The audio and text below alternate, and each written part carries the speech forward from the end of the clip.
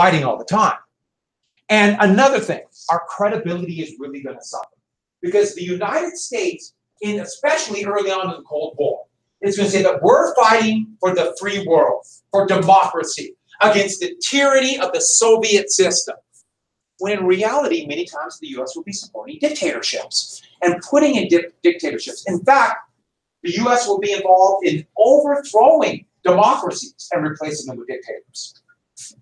And this is going to have real impact down the road, where our credibility for what we say we're going to do will suffer in other countries, especially by the 1970s. It'll be really noticeable. Latin America, in Africa, but especially the Middle East. It's going to hammer America in the Middle East. When the U.S. overthrew democracies, and then eventually they'll come back to bite us, like Iraq, Iran, Syria. It will hurt us immensely. And we'll lose credibility. And will also lead to a lot of confusion in the United States. Because Americans are notorious for not really knowing what's going on around the world. And if you say, well, wait a minute, that's not true. Yeah, I'm sorry, it's true. And when I was in Mexico for spring break, I just remember how many, most of the time I was staying in a place where it was mostly Europeans, but the Americans I talked to, how many had no idea like what kind of government Mexico had or anything, and they're in Mexico. So I thought that was really, really? Kind of thing. But in the 70s, when countries all over the world began to protest the United States, even when Iran, 55 American hostages were taken to the U.S. Embassy, and their U.S. and Americans were confused. Why are they mad at us? Why are they mad at us? We're the good guys. And you'll see it again with the wave of terrorist attacks that happened in the 1990s, culminating with September 11th, 2001. And why are people mad at us? Doesn't mean it's rational or correct process, but there are reasons. So with that, here is the U.S. dollar will control the Mediterranean, and I love this cartoon. So it's Uncle Sam, and it says aid to Greece and Turkey if you can't see it. So that's the Truman Doctrine. And what it is a new foreign policy. And what can you say about the foreign policy? It's what? Unstable. Very dangerous and unstable. And yet, what is Uncle Sam? Blind. Blind. Blindly going into this new foreign policy. I have no idea what that is. I was trying to figure it out. And I think it adds to the cartoon, though. So with that, but the biggest thing about the Truman Doctrine, the one that has the most direct effect on each one of you, is its effect on domestic politics. Because once everybody was terrified of communism that we must contain them, then you must contain them. And every political leader has got to prove that I'm going to be the one to stop communism. And no politician, this is the biggie, they do not want to be accused of being soft on communism. You want to be tough.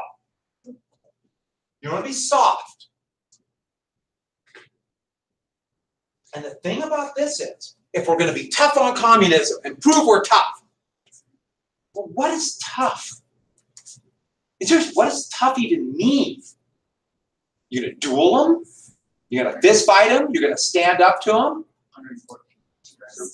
Does it mean I'm going to bomb them and kill people? Is that tough?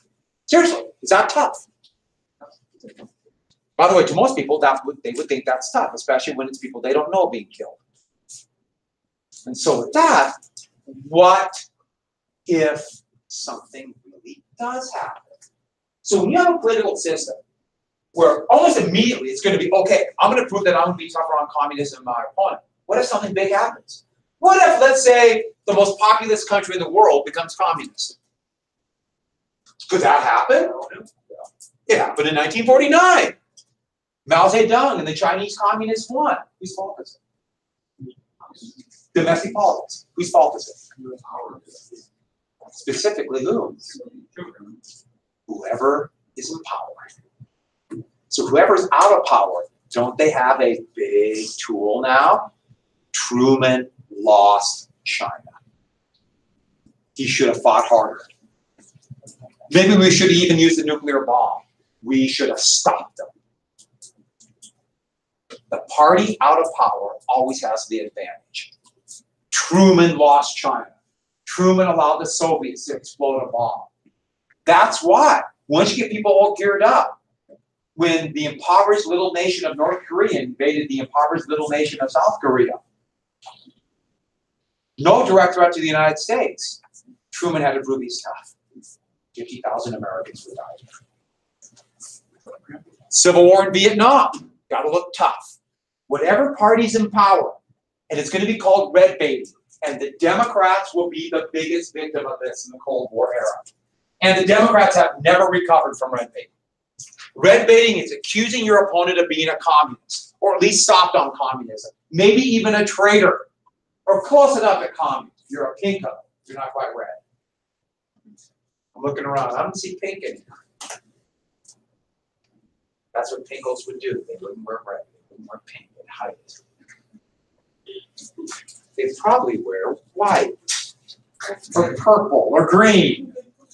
The best part about when you label people a communist, you don't really need to be accurate. And what that is, by the way, red baiting, the truth does not matter. All that matters is you convince enough people to believe that your opponent will allow the communists to win. By the way, when Republicans started saying the Democrats were soft on communism, on the communists to win, what are they really saying? That the Democrats were what? Traitors.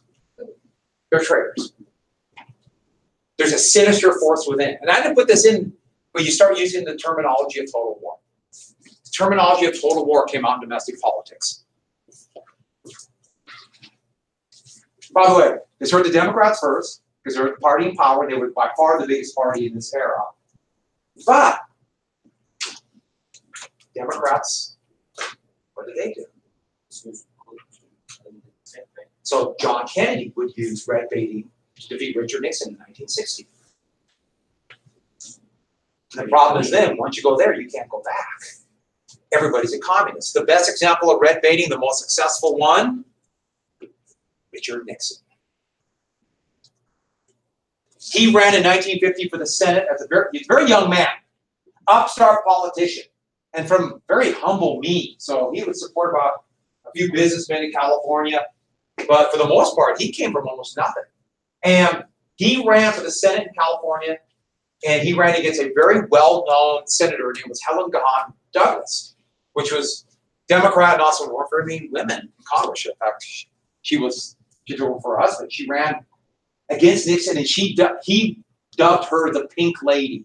In fact, she's pink right down to her underwear, he would say. Was she a communist? No, doesn't matter. All he wants to do is discredit her. Once you start using rhetoric like that, you can imagine how anger and passion would build.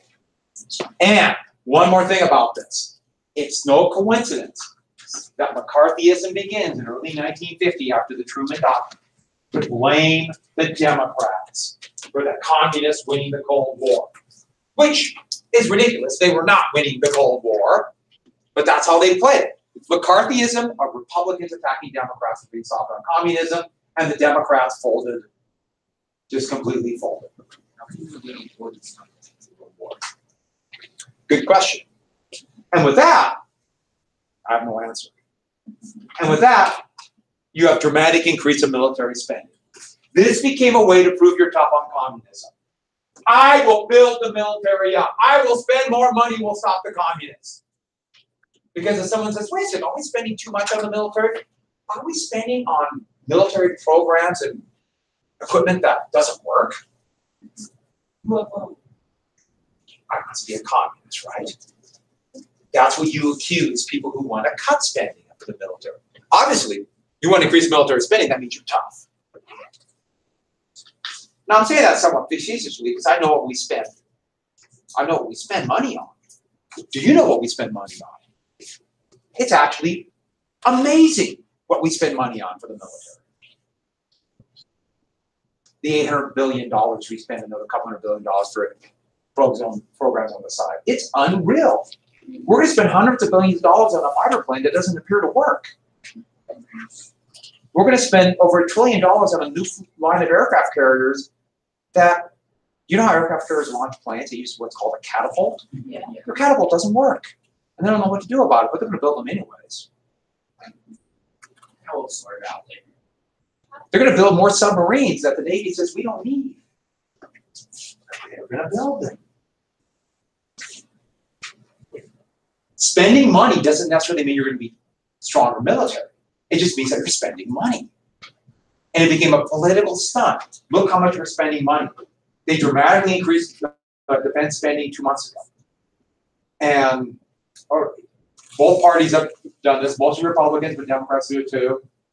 And the Republicans are saying, look, we're going to increase we're going to be a stronger country. How? Will spending money make you stronger in the military? Not necessarily. Yeah. Say how does a plane thing is so scary to land 100 times. Like, is one of the scariest. Yeah, you too. Well, we still use those. But that plane's cheap. That plane was really cheap. So with that, one more big thing with this. The domino theory. No, I just put this down. Some of the cartoons. So this is, look what's going to happen if all these countries in Southeast Asia go. Did it happen? Here's Stalin now as public enemy number 1. But in 44, they were buddies. I like that one. It's funny. Is Canada before the United States? Yes. Yeah. What's a big Canada? See? If Laos goes, Cambodia's. And then what's United States? What's the only place we care about in the U.S. Wyoming. I said, who watched Here, to example how crazy this will become, but also terrifying. These signs were put all over Dallas, November 21st, 1963, saying Kennedy was appeasing the communists, and John Kennedy was a traitor. That's the day he was assassinated. But those No, a lot of people thought, good, I'm glad he's dead, he's a traitor. No American president had increased defense spending in peacetime more than John Kennedy. Yet that wasn't enough at that time. And then, of course, the Beatles. I just thought that was hilarious. You got to admit, that's pretty funny. But not only that. John Lennon, least of them all, a Christian crusade. So, but when 1948, you have this, how then do we stop communism? By far the most successful program would be the Marshall Plan. $12 billion of economic aid to Western Europe. Got that? It's named, it's a European Economic Recovery Act, but they call it the Marshall Plan after the Secretary of State, former head of the Joint Chiefs of Staff, George Marshall. Yeah. So they had $12 billion. $12 billion total aid to Western Europe. Truman asked for $120 billion. Got $12 billion. Was he happy? No. Yes. When you negotiate, you don't go in there and ask the price you want. What do? Really high. You go really high, and you go, okay, well, I'll make a deal, and we'll go down. He would have liked about $20 billion, but he got 12. But he asked for $100. So, a massive program. We offered it to the Soviets, but said, you must get rid of your Stalinist dictatorships, because we knew they'd turn that down. So it only went to Western Europe. And there's 3 basic reasons. First off, this is still Berlin in 1947. That's Stuttgart. It's humanitarian. But also it's anti-communist. They go together. We want to do something about the absolute suffering there. But if we can provide a better system, and more importantly, hope for the future, the people of Western Europe will not adopt communism or fascism. We're thinking kind of both ways. Yeah, we're probably fascism. Well, I know, it's a tough one. And also, if European powers get money, they begin to spend $12 billion, they'll buy the stuff from the US.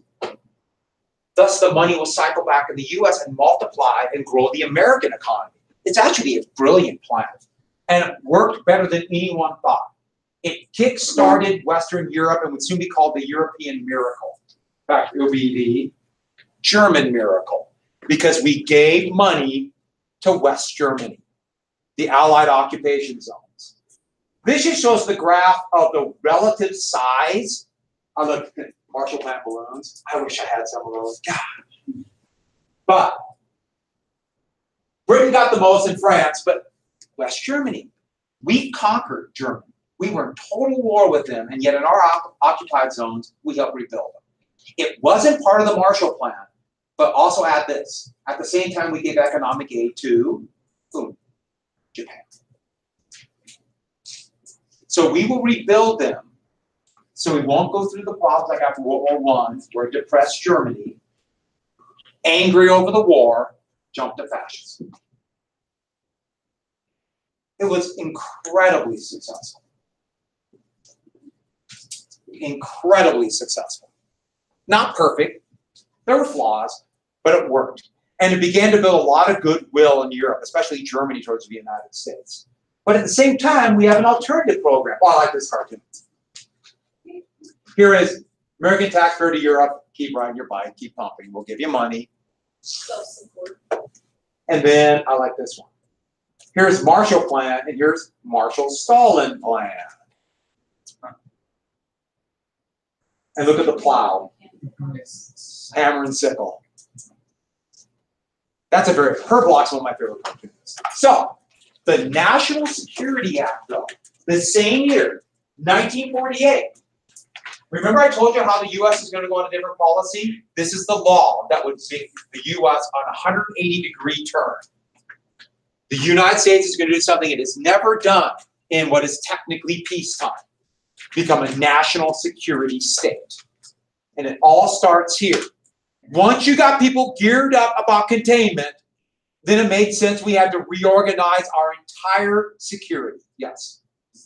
This act is responsible for the NSA. Yes. So the NSA. Yeah, and the NSA.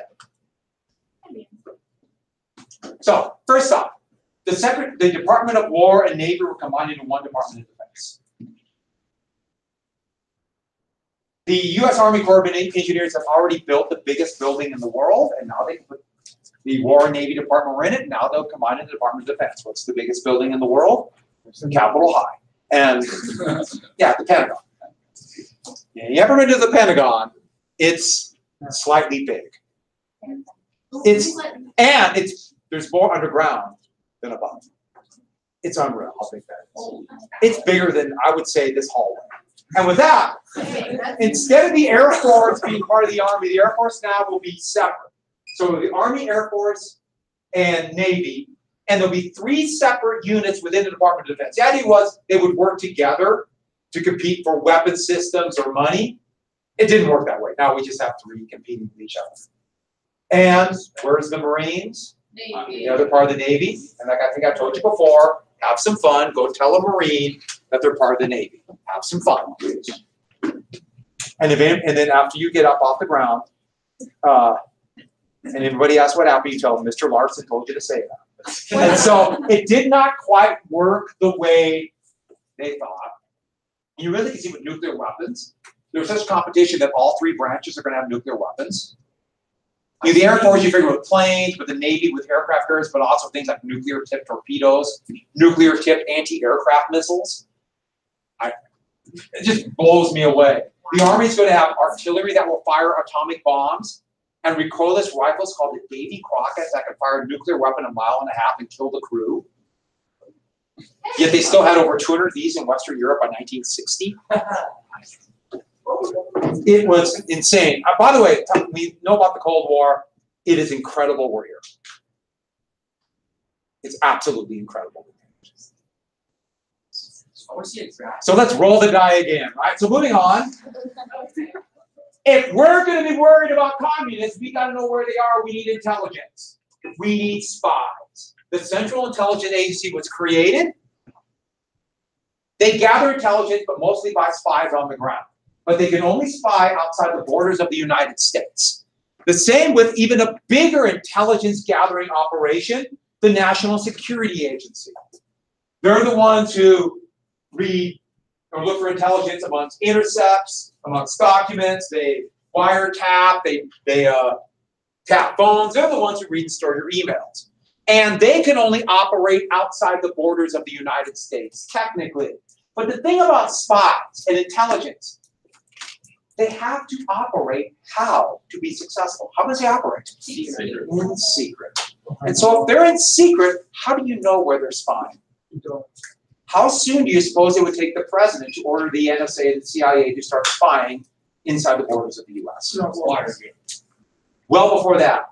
Truman resisted it, but Eisenhower started it, and once Eisenhower did it, every president afterwards would do it. And the thing about it is, if it's in secret, we never know. And yes, the NSA would allow the FBI to do domestic spying. But the problem with the FBI doing domestic spying technically is we have that whole Constitution thing. And the Fourth Amendment says no illegal searches or seizures without a warrant. Yeah, and then there could be secret warrants and you never know there's a warrant.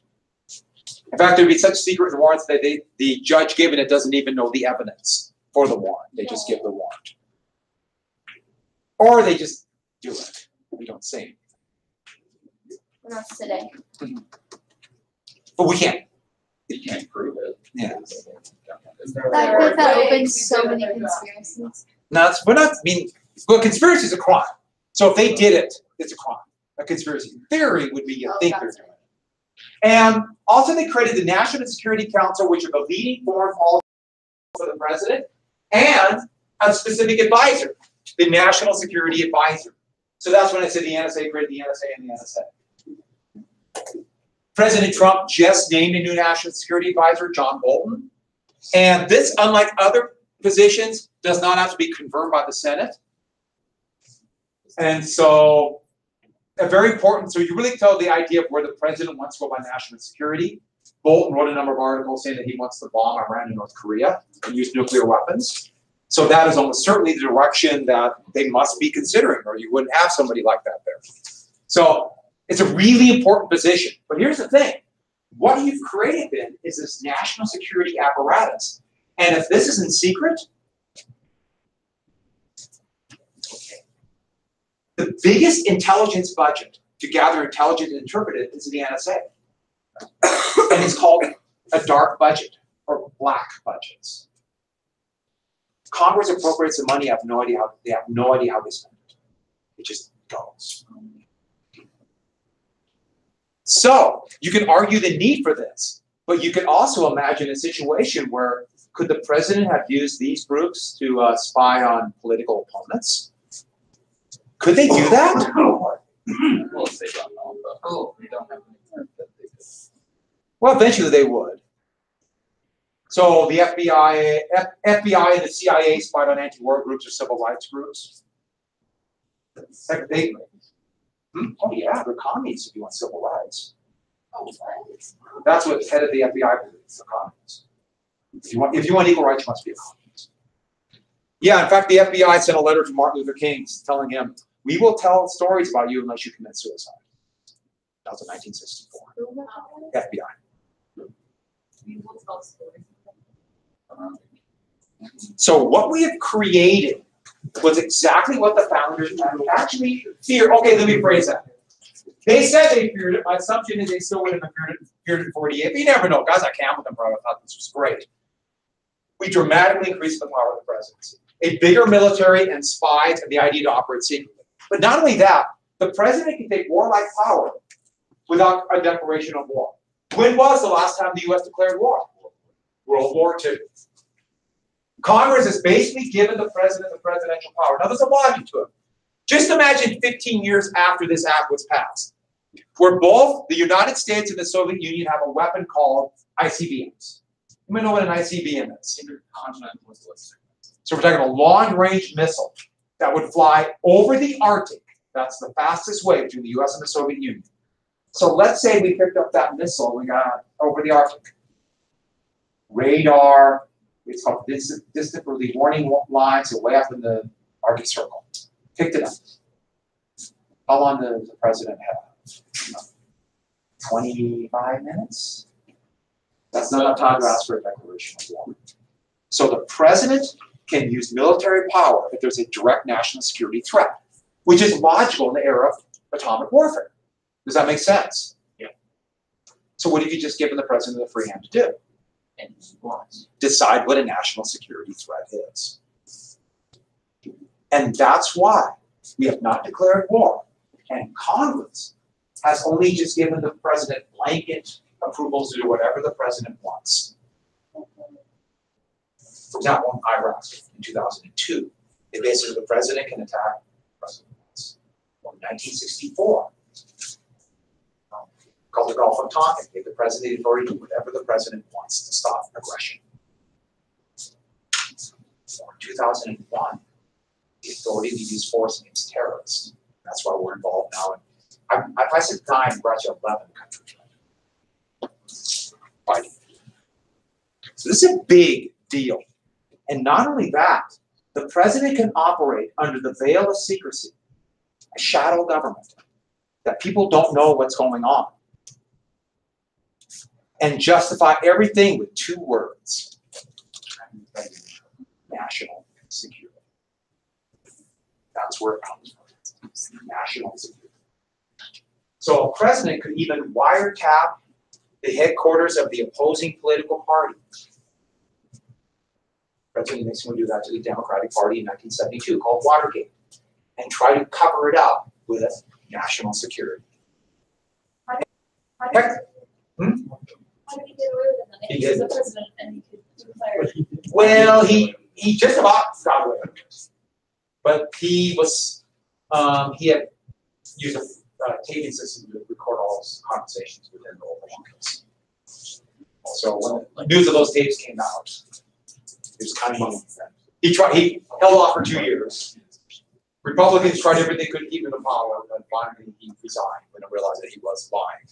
But we have a number of presidents. Heck, we had a president in my lifetime, but not yours, try to hide an affair in the White House for national security.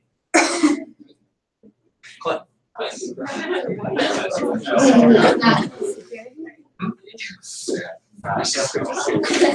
of the justifications to hide information that seems to be partially about payoffs to a pornographic actress. One of the justifications to hide that was national security, just yesterday. Do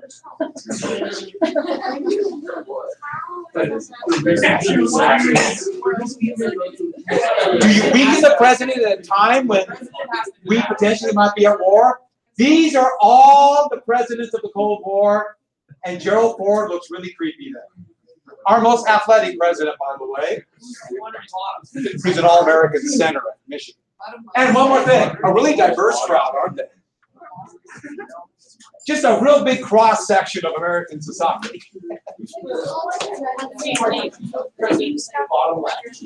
That's Jimmy Carter. By the way, Carter's the only one who got to attack another country. The only one of those presidents who not do that. Jimmy Carter. All right, tomorrow we'll. Oh, DBQ. What do you mean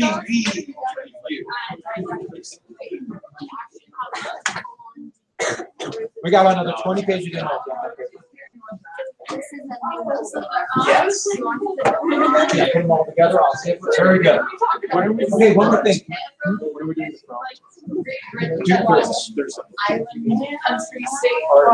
You assigned on 574, I assigned 1 through 8. Add to that assignment on 577, short answer question number 1.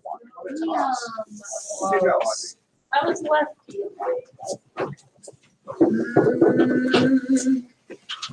What am I doing?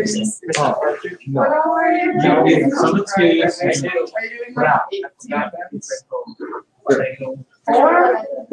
Yeah, let's go to tongue or forehead. Okay. Wait, run. 1, 2. Star. What's a star? I keep forgetting. What? Yes, you do. So today we got to clap you.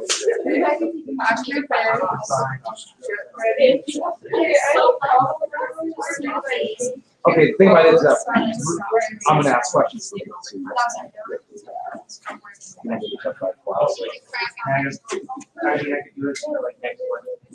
Just remind tomorrow. Daily day. On the newspaper. I'll give you a couple days. Sound good? Yeah. Archer's my printer like screwed up. Everyone's printer has problems. Yeah, if you saw it. All right, grab your tongue. Okay, you know, Grab your tongue, put it on your forehead. so it like dragged all the ink everywhere across the page. I had like this puddle of ink on paper. Right? And take from my printer. Found out that the ink cartridge had Victor, you know, we all have excuses. You usually have to clean up the printer and stay on the carpet. Do you have it printed or is it not printed? No. Do you want to print it? If you run right now, let's print it. I can go run. Try and print it. Well, we need it today. Alright, I'll go. Yeah, we're going to grade DVDs. Don't count me. Put your hand on. Which finger? Oh, you're like a cat. Ready? Fun with staplers. So lucky nobody ever comes to the house in this hallway.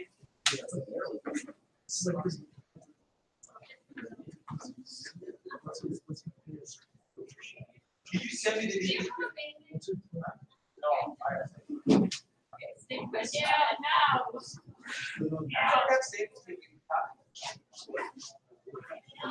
I have one.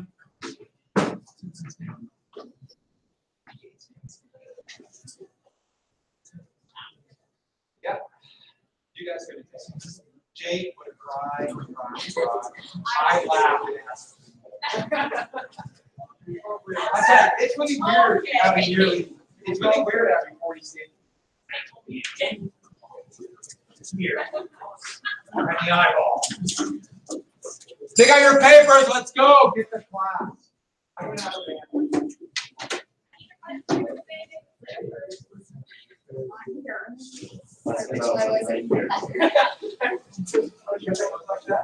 Don't worry.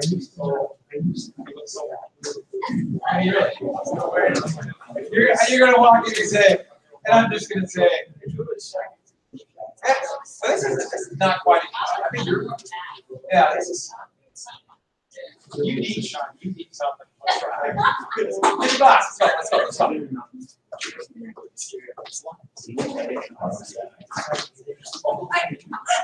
Stretch.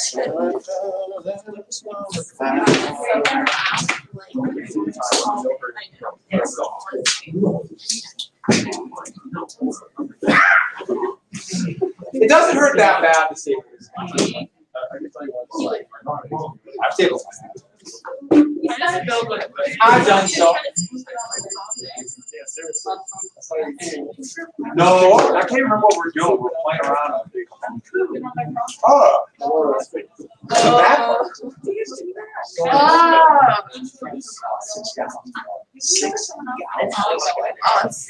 You're pulling blood from other people. Why are so many people? I mean, the cool people are here, but where are the others? Yeah.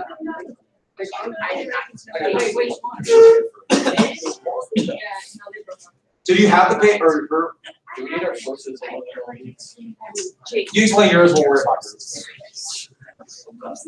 And Paige had to run upstairs, skipping. I think Seeley's youth and government. Grace, yeah, I do that. Yeah. Max knew he had to present. Yeah, I told Mac he has to go first, so first he show up. He got sick. He got sick. Okay. He got sick when? During English. Delaney's gonna speak.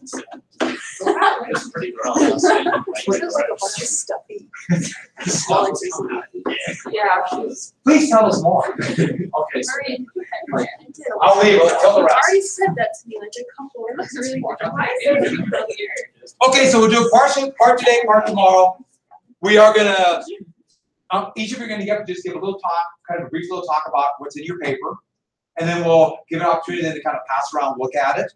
And everyone can look at each other's paper. That's why I asked for if you make a couple copies of this. And also, then we'll finish it up tomorrow. We're also gonna start, and then tomorrow we're also gonna start a movie. Wait. Can I see that? Did you staple your finger? No. You had a weird place in your finger. Oh no, but what I did is, God, I just about did. No, but I pushed it there. I'm like, ooh, I might have stapled my finger together. when I sat up there, you said for the station on my hand every day. You sat up at that desk all the time. That's why it doesn't sit on there anymore. Fourth period. And you put like the newspaper stickers in my notebook. Yeah, I did what? Like you ripped like a sticker out of the newspaper and put it in my notebook. Do you still have them? Yeah. Yeah, you better. I don't remember the like you have them. Of course. Was that 80 euro? Good old days in 80 euro. We're so Three of us were in that. Well, four in this house. The rest of you. Because I don't teach it. Can you test it? Anybody else in the stapler? I'm just giving Peyton time to go. Okay, so we'll pass them around, and we'll do the same thing. Just ask a couple basic questions. I'll let everyone look at their papers and look like they did a good job with it. Hope everyone used the correct font for newspapers of that era. You have to research that. I have an encyclopedia of fonts in my brain. Did you run my stapler? Yes. Because he said you too. You can't. No, it's only meant like 13. No, you. All right. You said you. So What? we're going to start going in the basic order that everybody did theirs, but the problem is since Max got sick, I'm not saying. So Max got really sick, huh? Poor Max.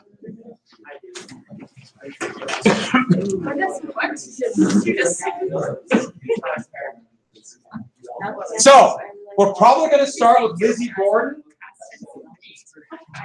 So we're going to start with Emma, then Jake, because we do Piltdown Man, and then probably Leopold and Loeb. So Maria will be next, and then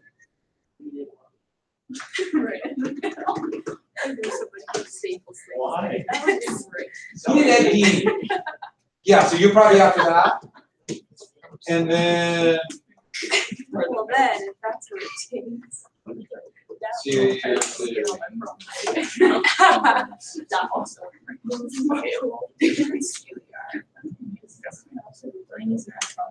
The lady's at like, she's actually like doing something productive. I'm like, that's just sick.